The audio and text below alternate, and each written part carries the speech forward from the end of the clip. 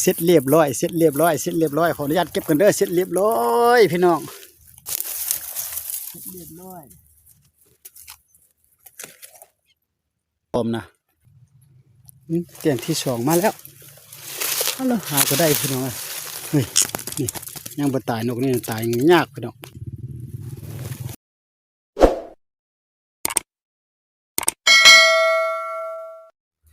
ครับทักทายสบายดีตอนเช้าพี่น้องที่เข้ามาเบิ่งติดตามครับชมช่องเบาจันทร์พาพี่น้องมาใส่ร้องนกคือเก่า10 ลางใส่แล้วพี่น้องยังเหลือ10 ลางเราจะใส่มาก่อนละร้องนกนี่แหละพี่น้องเนาะจะใส่ให้พี่น้องเบิ่งแต่ตอนใส่สิบ่ได้ถ่ายเด้อเพราะว่าเดี๋ยวนี้7 โมงปลายแล้วพี่น้องเอ้ย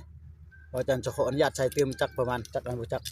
แล้วก็ต้องจะพาตอนสายประมาณ12 โมงจะพาพี่น้องมาเยี่ยมมายามมาเบิ่งน้ำกันเด้อพี่น้องเอาขออนุญาตไปใส่ก่อนพี่น้องจังมาลุ้นก่อนตอนยามเลยเด้อตอนใส่บ่ได้ถ่ายให้เบิ่งพี่น้องขอโทษอภัยพี่น้อง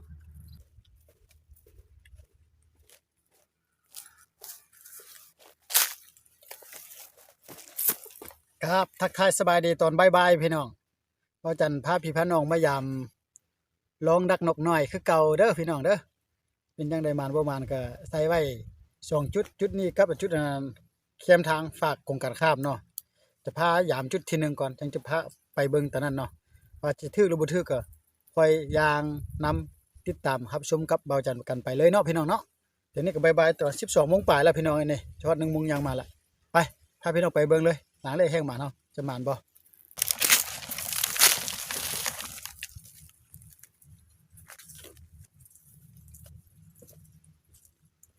ไปพาพี่น้องไปเบิ่งหลังแรกก่อนหลังแรกใส่อยู่ในนี่นะสิถึกอยู่บ่หรือบ่ถึกโอ้ยบ่ถึกพี่น้อยนี่ยังอ้าปลังงังอยู่เห็นแล้วนั่นบ่ถึกหั่นเยอะก็ยังมีอยู่แต่หน้าเยอะมันจะตายบ่แม่นเยอะยังมีอยู่ฝากไว้ก่อนบ่ถึกหลังแรกอยู่ซื่อๆเบิ่งหลังที่2โอ้หลังที่2ลันเฮ้ยลันบ่ถึกว่ะโอ้เสียดายวะลันฟรีพี่น้องนี่บ่ถึกลังที่2หลังนี้นะไม้ละ 2-3 ตัวจะได้อยู่บ่ยามรอบนึงนี่หลังนี้บ่ถึกว่ะ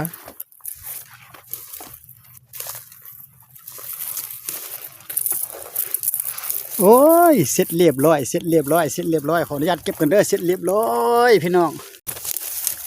เสร็จเรียบร้อย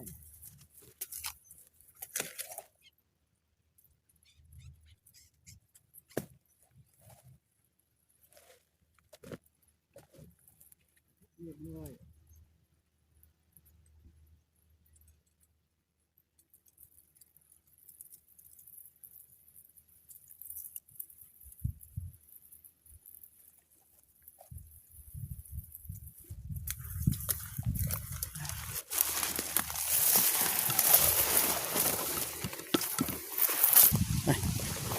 ก็ค่อยยามไปไม่หลังที่3มานเต็มนึงแล้วเด้อลันเฝ้าหลังนึงลันทึกหลังนึงบ่ลันหลังนึงหลังนี่เด้อหลังนี่ก็ลันอยู่เอาลันบ่ถึกว่ะนั่นพี่น้องลันบ่ถึกพี่น้องเอ้ยโอ้ยหลังนี่ก็หลังที่4ก็บ่ลันเว้ยลันบ่ถึกพี่น้องเอ้ยลันบ่ติดไปทางไหนเนาะไปเบิ่งไปหลังที่5โอ้หลังที่5ยังกลางอยู่บ่ลันหลังที่5ยังบ่ตายเยอะก็ได้ไปต่อไปเบิ่งหลังที่6ไปใส่ติดกันนี่ดอกหลังที่6นี่ละหลังที่6ก็ได้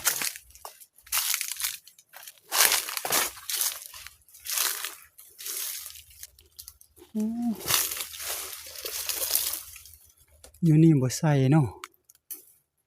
คิดว่าใส่พี่น้องเลยอยู่นี่หลังที่6โอ้ยังบ่ลันเว้ยป้าเตะหมดซุ่ม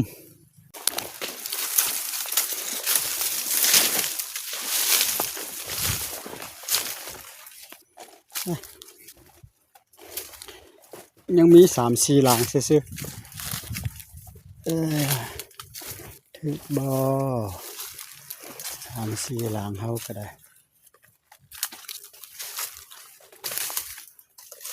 โอ้หลังนี่ก็ลันอุ้ยมื้อนี้นี่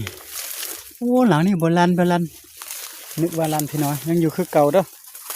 ไปป้าไว้คือเก่ามื้อแลงจะมายามเด้มื้อแลงจะยามต่อพี่น้อง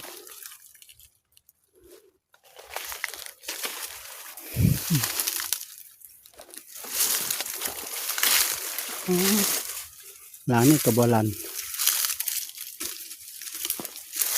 พี่น้องโอ้หลังนี่ลันอยู่ลันบ่ถือว่ะนั่นโอ้ลันมันทับตัวนี้พี่น้องเอ้ยนี่นกออกได้โอ้ชุดนี้นี่ไหมได้แต่ตัวเดียวบ่คือว่าบ่ถือว่ะลัน2-3หลังก็บ่ถือ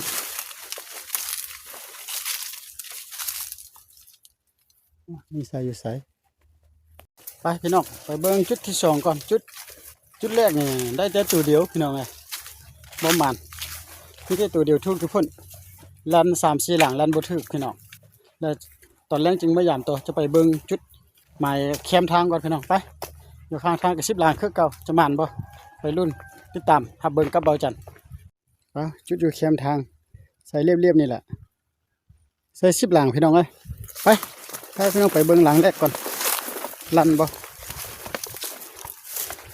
10หลังคือเก่า10หลังคือเก่าหลังแรกก็ใส่อยู่นี่ลันบ่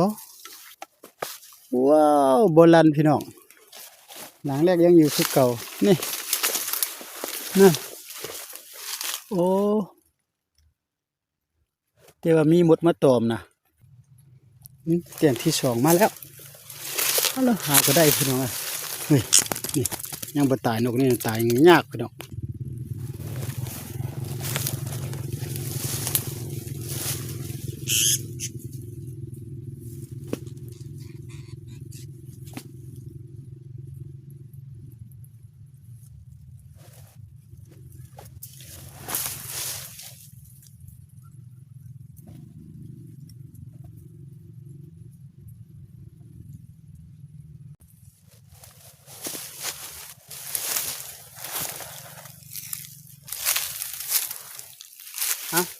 สบายดีพี่น้องมาสรุปตอนเศร้าตอนสวยนี่นั่นได้แต่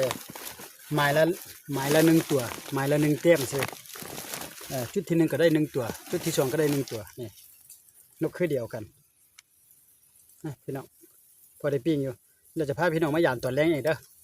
ตอนเช้ามีแต่2ตัวนี่แหละพี่น้องนกคือเดียวเลยเป๊ะเลยนี่พี่น้อง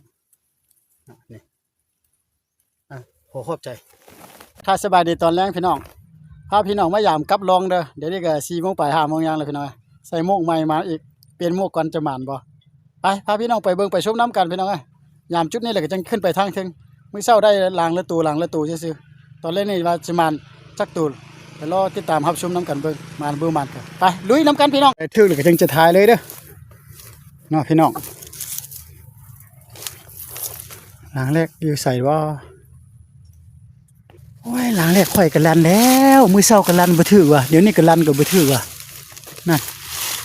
เป็นหยังบ่หลังนี่ดูโอ้ยหลังนี่ก็บ่ลันเป็นแต่หมดซุ่มนะหมดซุ่มกินเยอะก่อนพี่น้องนี่หลังนี่บ่ลันหลัง2หุ้ยหมดซุ่มเป่าพี่น้องเอ้ยบ่แม่นแนว10หลังได้เลยหลังเท่า2ตัวก็ได้นะบ่เอาหลายนะพี่น้องหุ้ยหลังนี่ก็บ่ลันเต็มเลยพี่น้องอันนี้เนี่ยคันมาใส่อันน่ะกับนี่ถือได้เนี่ยสินทางหนูเบิ่งแม่สินทางหนูมาเปลี่ยนพี่น้องเอ้ยสินทางหนูบ่จังก็ใส่นี่บ่ถือหลัง3แล้วหลังที่4ก็บ่ถือมื้อเช้าหลังนี้เด้อถือนะเดี๋ยวนี้บ่ถือหลังที่5ก็ลั่นบ่ถือมื้อนี้นี่แปลกหลายเนาะนี่น่ะบ่จันจะได้แปลงเด้อลั่นหลายเธอพี่น้องลั่นแท้ลั่นว่าหลังนี้น่ะบ่เคยติดจักเธอพี่น้องหลังนี้น่ะบ่จันจะได้แปลงก่อนพี่น้องเป็นย้อนหยังบ่ฮู้ล่ะเอาพี่น้องเอาจันขออนุญาตไปเก็บอยู่หมายทั้งเด้อหมายนี่10หลังบ่ถึกจักตัวลั่นเป่า3หลัง เหลือนั่นก็บ่ลันว่าพี่น้องเนาะจะไปเก็บอยู่หมายถึงว่าจะได้จักตัวหมานี่น่ะแม่น่ะแฮวเด้อบ่ได้เลยจะพาพี่น้องไปยามจุดที่2อยู่นี่ขึ้นไปฮอดจะถึงพุ่นเลยพี่น้องเอ้ยไป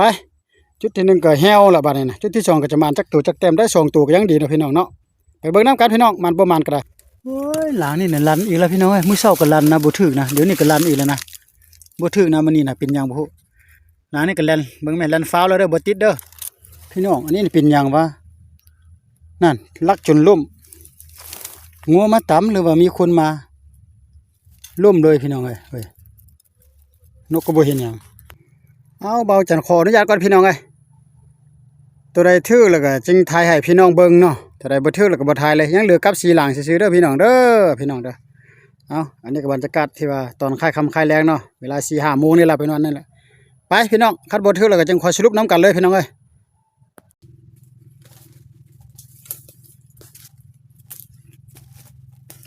ครับทักทายสบายดีพี่น้องที่เข้ามาเบิ่งติดตามรับชมโอ้ยพี่น้องเอ้ยรอบแรงนี่ประมาณกับเสาหลังประมาณลันประมาณ5-6หลังบ่ติดเลยพี่น้องจักเป็นหยังบ่แล้วก็บ่ถึกอีกมีแต่ได้แต่ตอนเช้า2ตัวนี่แหละพี่น้องประมาณเด้อจุด2จุดที่1ก็บ่ถึกจักตัวลัน3-4หลังจุดนี้ลันหลังนึง2หลังบ่ถึกพี่น้องนี่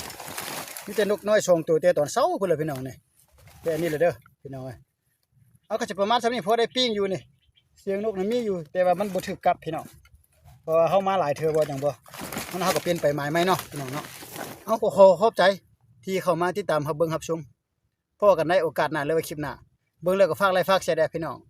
ช่วงนี้เนี่ยยอดวิวนะเบาจันก็บ่ค่อยดีแล้วบ่ค่อยขึ้นนะพี่น้องเอ้ยก็ฝากเป็นกำลังใจเด้อพี่น้องเอ้ยเนาะที่ว่าเป็นจังไดก็ฮักแพงกันเด้อพี่น้องเอาพอกันในโอกาสหน้าหรือคลิปหน้าสำหรับคลิปนี้ก็บ๊ายบายกลับก่อนพี่น้องพอได้ปิ้งอยู่พี่น้อง